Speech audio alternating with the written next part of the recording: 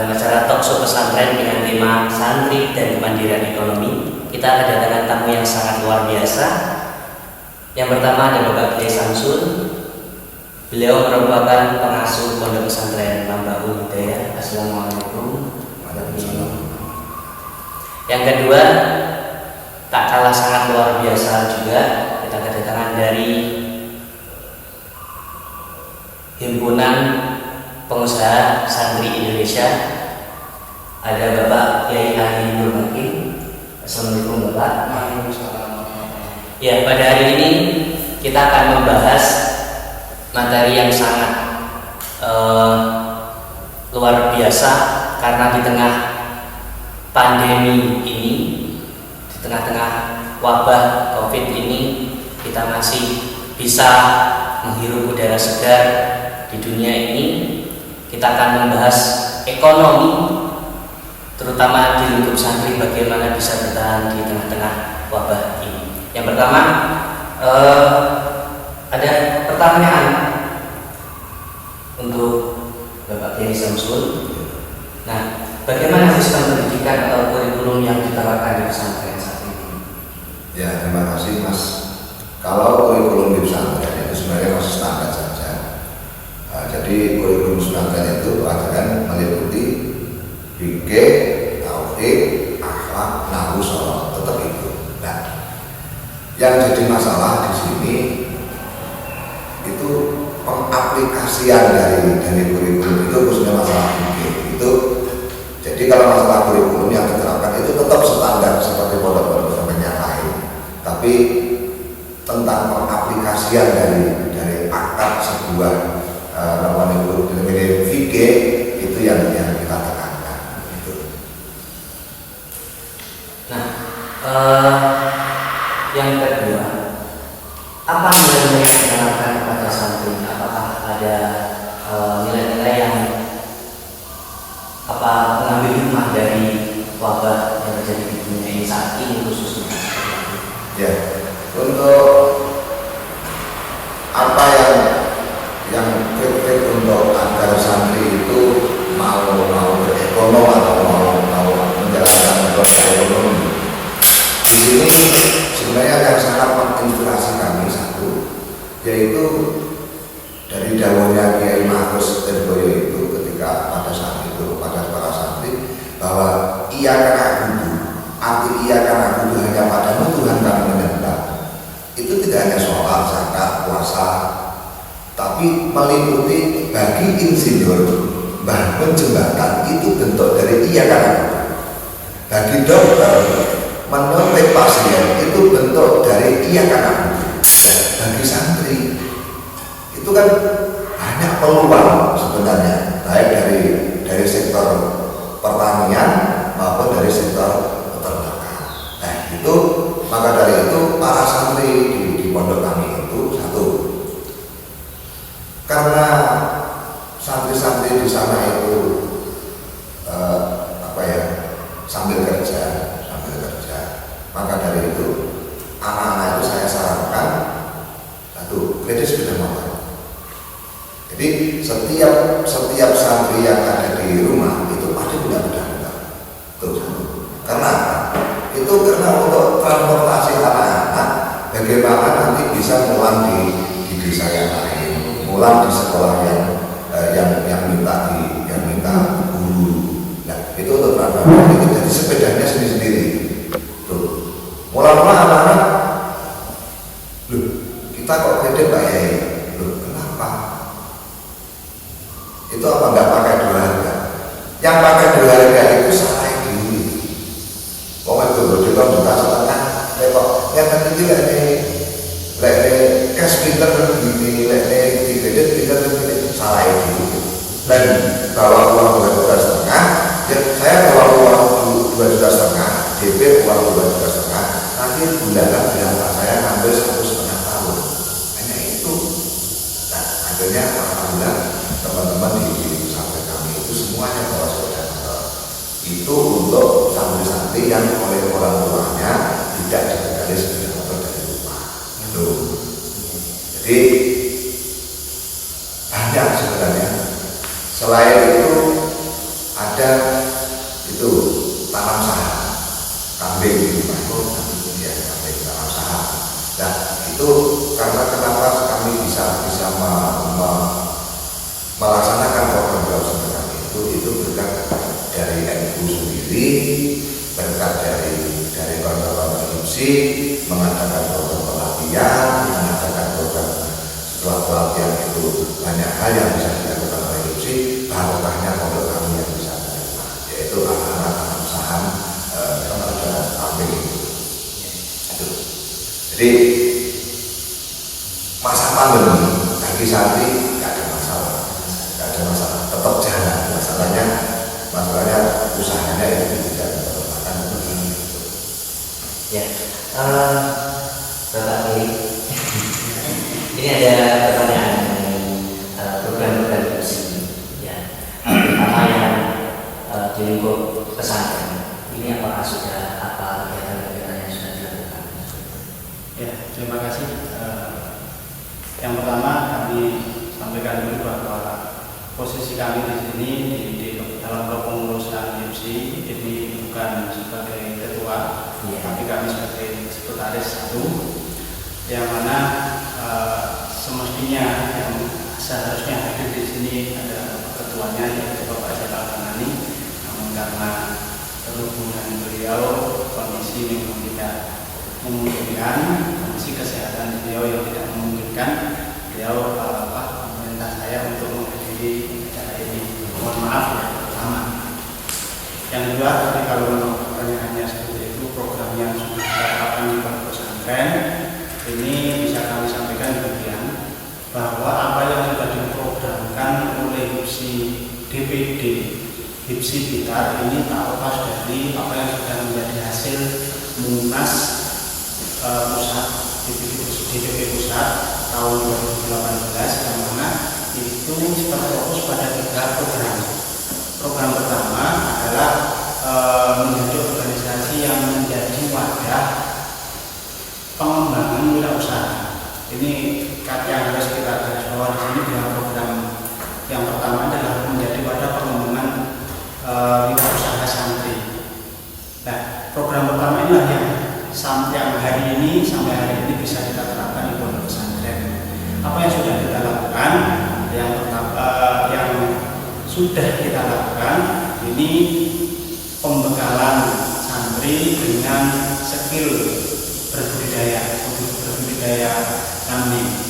Juga di bidang pertanian kita juga memberikan skill pelatihan, memberi pelatihan kepada mereka dengan tujuan setelah mereka ini sudah tidak berada di pondok pesantren atau pulang ke kampungnya masing-masing, mereka tidak lagi bingung mau ngapain, mau apa setelah saya di rumah. Jadi tidak ada bingung lagi. Ini bagi santri seperti itu harapannya. Jadi ketika mereka sudah masih berada di pondok, ketika kita gandeng dengan dunia pondok pesantren, inilah yang manfaat yang bisa dirasakan oleh pesantren dan keberadaan HIPSI adalah kita bisa memberikan keterampilan untuk mereka yang sampai hari ini sudah kita rasakan ada 2 bidang, yaitu peternakan sama pertanian.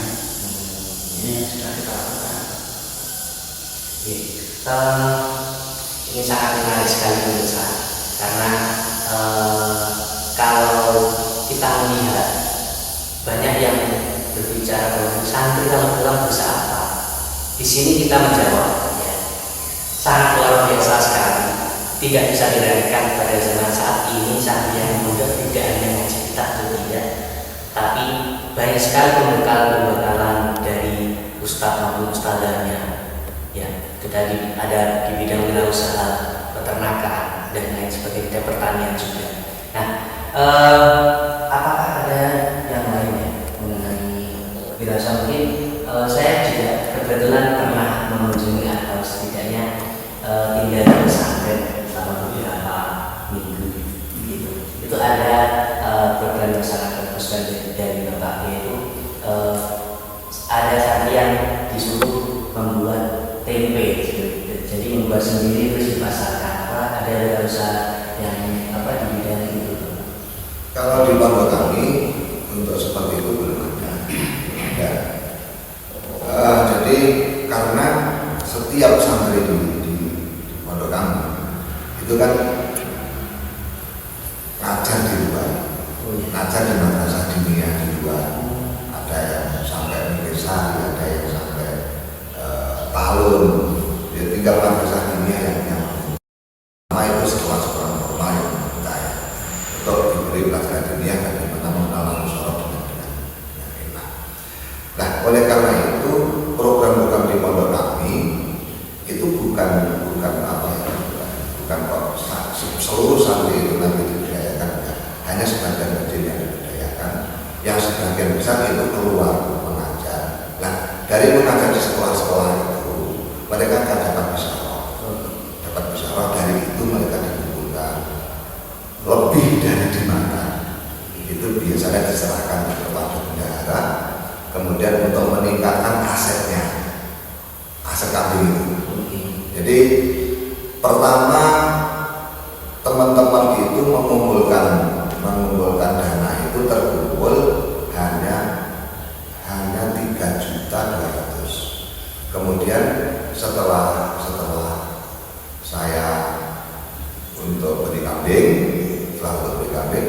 itu jarak 4 bulan masing-masing itu mendapat laba, meningkat uangnya 3.200.000 itu menjadi 4.400.000. Itu dalam kurun waktu 4 bulan. Terus kemudian hari ini uang anak-anak yang diinvestasikan itu dari 3.400.000 itu ya, itu sudah 6 juta. Jadi setiap 4 bulan kita jual kambing, kita beli lagi, kita jual kambing, pengembangan programnya.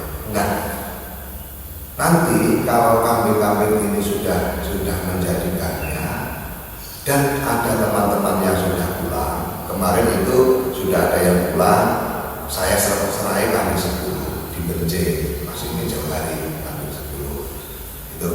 Jadi ingin kami para santri itu nanti begitu pulang dari pondok pesantren itu sudah tidak adaptasi lagi dengan perekonomian, itu ingin kami.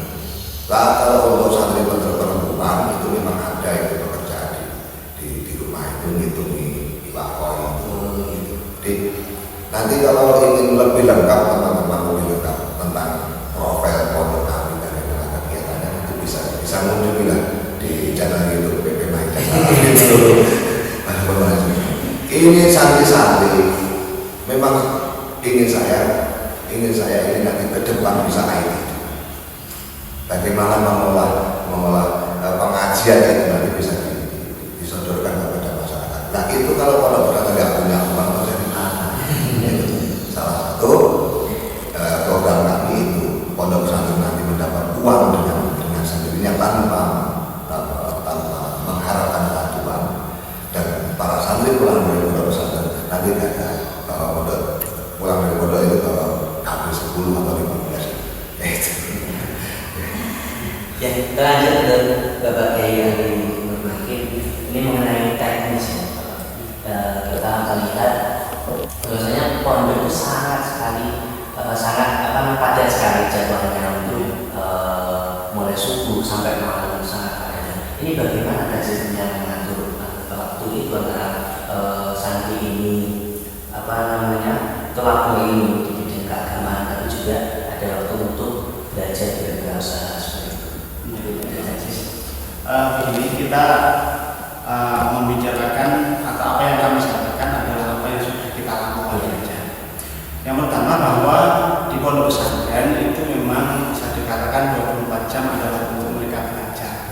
Jadi waktu mereka ini tidak terbatas jam sekian sampai jam sekian saja, tapi 24 jam itu adalah pondok pesantren adalah tempat belajar.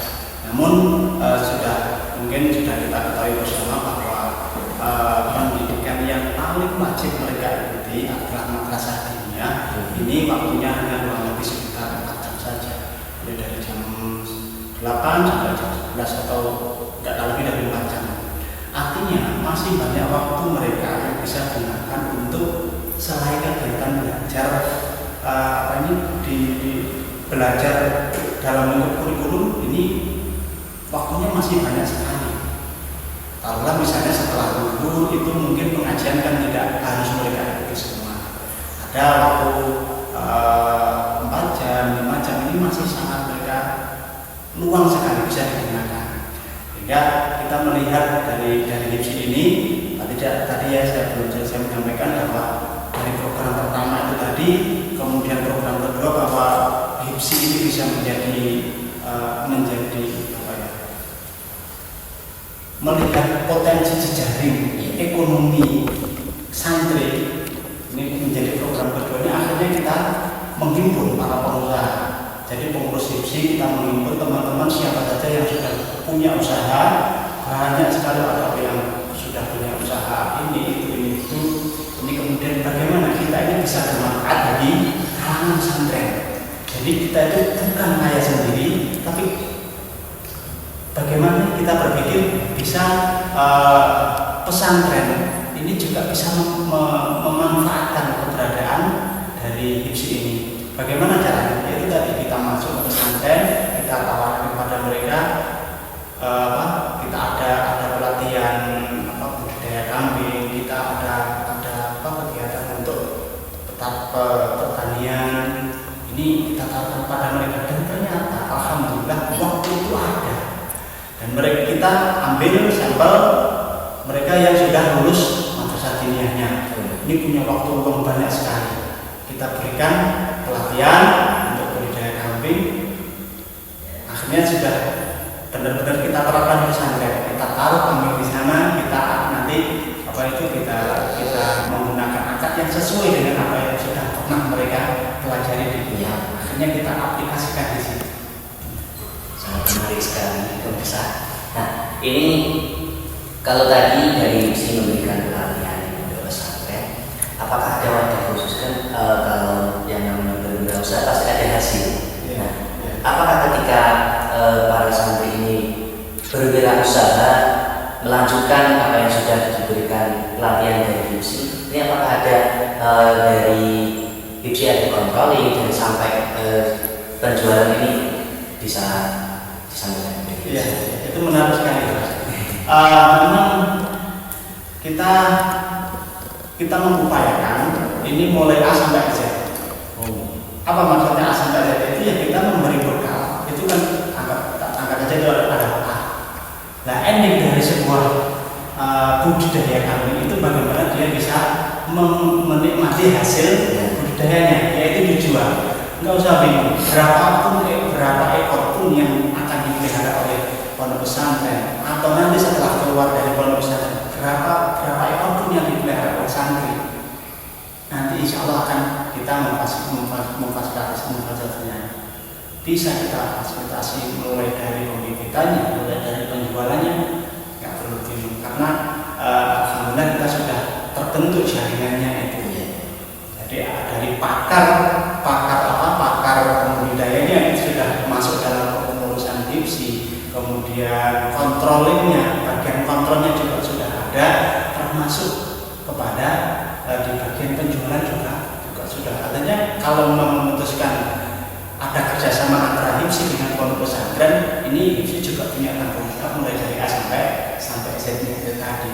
Gitu ya. Nah, seperti itu ya, pemirsa. Bapak Yai Syamsul, ini mungkin ada prinsip yang ditanamkan pada santri dengan berwirausaha itu harus sesuai syariat. Ya. Satu prinsip yang kita tanamkan yaitu bagaimana para santri nanti mampu mengaplikasikan pelajaran fikih yang dipelajari. Contoh seperti kredit itu kan juga ada kan di fikih juga ada. Terus seperti akad yang disampaikan oleh Pak Yai Ali tadi mengenai itu kan juga ada. Jadi alhamdulillah kami dengan kehadiran HIPSI dan NU di sini, kami benar-benar mampu lebih berdaya lagi untuk mengaplikasikan itu. Sebab kami ada jaminan mengadakan usaha itu, ada jaminan kita membelinya lancar, penjualannya juga ada itu yang sama. Karena terima kasih. Jadi prinsip yang kami tanamkan kepada para santri, bagaimana para santri nanti setelah pulang dari pondok pesantren, satu, tidak tergantung terhadap orang lain, harus mandiri. Sebab mereka itu dunianya dunia ibadah, dunia ikhlas. Kalau sampai tergantung harapan kami para santri pulang dari pondok pesantren, bagaimana anak-anak itu nanti mampu mandiri itu dikerjakan. Maka dari itu kita setting dari pondok pesantren, bagaimana berwirausaha, bagaimana menata ekonomi, kita buatkan anak-anak yang terbaru yang terbaru anak-anak ini anak muda, itu anak bisa diutarakan, dan insya Allah itu nanti dengan skill-skill yang kita mau kita berikan kepada anak-anak, itu nanti sudah punya bayangan sampai di rumah. Saya dulu di pondok pesantren yang saya pondok ini itu setiap tahun membuat batu bata. Setiap tahun kami rokan membuat batu bata, dan itu tidak mungkin dilakukan kami karena dalam kami nggak ada tanah liat, hanya pasir, nggak mungkin dilakukan. Tapi tetap kita lakukan membuat batu bata. Sebab apa? Sebab yang paling penting inti dari bekerja itu bagaimana mau berpayah-payah untuk mencapai hasil. Itu inti dari itu. Maka dari itu di rumah sudah kembali ke alam lagi. Ya, ini adalah sesi terakhir. Ada satu pertanyaan yang mungkin nanti bisa dijawab dari Dia Samsul selaku pengasuh Pondok Pesantren Nurul Hidayah, dan juga Pak Zainal selaku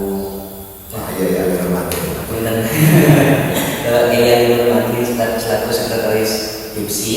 Ya, ini apakah ada harapan untuk santri ke depannya seperti ya. Harapan untuk santri ke depan, satu, tetap standar Ahlus Sunnah wal Jamaah, tidak kurang tidak lebih. Kalau bisa kita para santri itu bisa seperti Gus Miftah, bisa seperti itu kalau bisa. Yang penting standar Ahlus Sunnah wal Jamaah, karena itu yang menjamin kelangsungan NKRI. Kedua, harapan kami bagaimana santri itu mulai berpikir bahwa ternyata dalam Ubudiyah itu tidak perlu garisan. Untuk haji kita perlu biaya, iya kan? Kalau ingin berbaik hati dengan orang lain perlu sedekah atau membayar zakat. Nah, untuk memenuhi kualitas mampu membayar zakat, kualitas berangkat haji, kita harus serta menikahi. Nah, maka dari itu dari pondok pesantren, sebenarnya dari pondok pesantren dari dulu sudah seperti itu, mendidik para santri untuk mandiri, tapi untuk menunjukkan pekerjaan apa yang harus dilakukan itu memang dulu. Nah, ini saya minta doa kepada teman-teman bagaimana itu nanti bisa terlaksana. Kita sedang menyeting itu, dan insya Allah nanti bisa dilihat hasilnya. Dan alhamdulillah sudah bisa dilihat hasilnya, sepeda motor di rumah itu, dan kambing-kambingnya di rumah. Insya Allah itu nanti setelah kambing-kambing itu berkembang biak, teman-teman berulang, nanti akan kami serahkan kepada santri yang sudah ada di berjuang di desa. Bukan diserahkan dalam arti pendidikan yang diberikan ya, tapi diberdayakan. Bagaimana akan mudoroba itu nanti bisa diaplikasikan di daerah. Itu sudah mulai sebenarnya. Ada 2 orang yang kita berdayakan. Jadi kalau tim media ini nanti mau survei, mau melihat di mana saja saya tunjukkan, akan menginspirasi kepada orang lain. Begitu. Terima kasih. Mungkin dari Bapak Kiai Halil nanti. Kami sangat,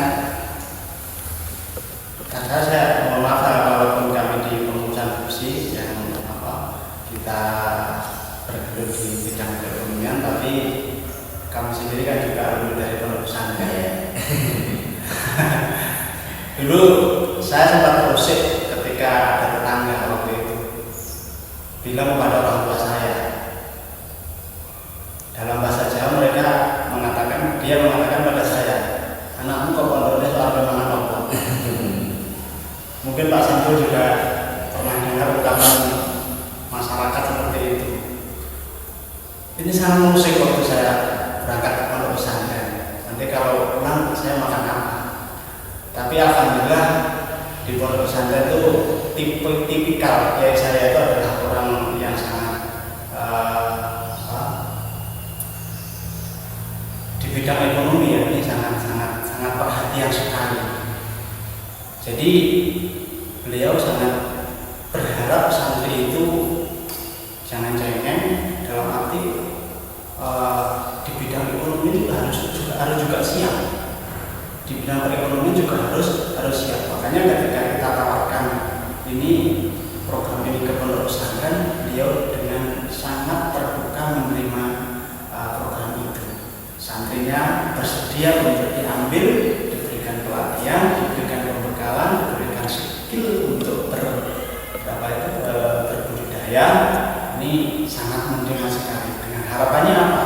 Yaitu tadi untuk menghilangkan yang saya mohon maaf ya, omongan-omongan yang bahwa nanti kalau pondok pesantren tidak kesana, ini sudah kita hapus ketika kita berupaya. Walaupun ini bukan berarti ketika nanti pulang ke rumah itu harus menjadi peternak, tidak. Tapi ada berupaya untuk melatih mereka mandiri itu. Yang paling terpenting esensinya adalah melatih mereka mandiri. Tidak harus berbudidaya kambing atau harus bertani itu tidak. Yang penting kita melatih. Adapun nanti setelah di rumah menjadi apa ya, itu kan terserah yang ngatur dengan ya. Karena kalau saya lihat dengan keberadaan saya dan beberapa teman yang sealumni pondok pesantren ini, yang saya bahasa kasarnya mungkin bisa membungkam mereka yang dulu pernah mengatakan nanti kalau pulang mau makan apa. Pak Samsul ketika pulang ternyata juga yang saya mohon maaf, beliau ini pondoknya di sebelah rumah saya, tapi kalau saya pondoknya jauh dari Pak Samsul. Jadi saya tahu bagaimana keseharian Pak Samsul tidak mencerminkan Pak Samsul yang sekarang. Ternyata menjadi kiai dan punya pondok pesantren yang di situ di bidang perekonomian ternyata cukup mandiri. Ini pondoknya Pak Samsul. Nah, kesimpulannya begini. Kalau Pak Samsul saja yang dulu saya waktu kecil, dia sudah dewasa, waktu kecil tidak mencerminkan sebagai pengasuh pondok pesantren yang punya ekonomi yang mandiri, ternyata bisa dihapus. Ya akhirnya begini, maksudnya ya santri itu tidak usah khawatir mau besok makan apa, tidak usah khawatir lagi. Masalah urusan rezeki semuanya sudah ada yang memberi jatahnya kan juga ada, tapi secara lahiriah ada upaya. Secara lahiriah ada upaya, ada usaha untuk paling tidak nanti kalau setelah pulang itu nggak usah bingung. Ya nggak harus jadi apa tadi? Mantul. Ya barangkali saja nanti pulang ternyata ada yang atau presiden. Banyak sekali lah. Contohnya banyak sekali. Jadi nggak usah minder lah. Itu benar jargon Ayu Mono itu saya kira harus kita dengungkan dengan keras. Tidak kalah dengan yang 100% hanya mengenyam pendidikan formal. Ini dari kalangan akademisi, tapi dari kaum sarungan, kaum sopir itu kalah dengan mereka. Ini hilangkan rasa minder. Iya. Dulunya memang merasa begitu Mas. Ya dulu memang pernah minder. Jadi saya khawatir bersaing dengan mereka yang dari para akademisi. Tapi setelah pulang ke pondok pesantren dikasih kurikulumnya yang setelah mondok menurut saya pengalaman pribadi ya saya perlu saya sampaikan. Jadi setelah mondok itu kan saya juga mengenyam dunia pendidikan di perguruan tinggi. Ternyata apa yang diajarkan di perguruan tinggi tidak jauh beda dengan apa yang di pesantren. Berarti saya tidak perlu bahkan kalau dari pondok pesantren akan lebih menguasai materi di perguruan tinggi. Justru lebih berjalan biasanya. Ya, artinya seperti itu. Nah, mulai dari situlah saya kekhawatiran nanti saya nanti jalani saja. Yang penting sekarang yang masih domisili di pondok pesantren kita kasih bekal. Nanti apakah harus jadi petani atau jadi apa kita lihat nanti saja. Yang penting mereka kita godok mentalnya supaya mampu untuk nanti setelah pulang itu tidak bingung lagi. Kurang lebihnya seperti demikian Mas. Alhamdulillah, benar kami sangat luar biasa sekali perbincangan kita sore hari ini, Bapak Yai. Pemirsa yang di rumah, ini sudah sangat luar biasa yang kita perbincangkan bersama hari ini. Saya rasa saya sendiri, Ahmad Khairul Ikram sebagai pembawa acara, sudah sangat terima kasih atas kehadiran Bapak Kiai pada acara talkshow pesantren dengan tema santri dan kemandirian ekonomi. Sebagai santri, layaknya untuk saat ini kita menunjukkan bagaimana santri yang sebenarnya. Kata-kata orang dulu yang mengatakan santri keluar dari pondok akan menjadi apa, akan bagaimana makanya, ini kita tunjukkan sekarang bahwasanya santri sekarang bisa seperti itu. Ayo, ya dari kami, Allahumma fiqh al-qawmi thoriq. Wassalamualaikum.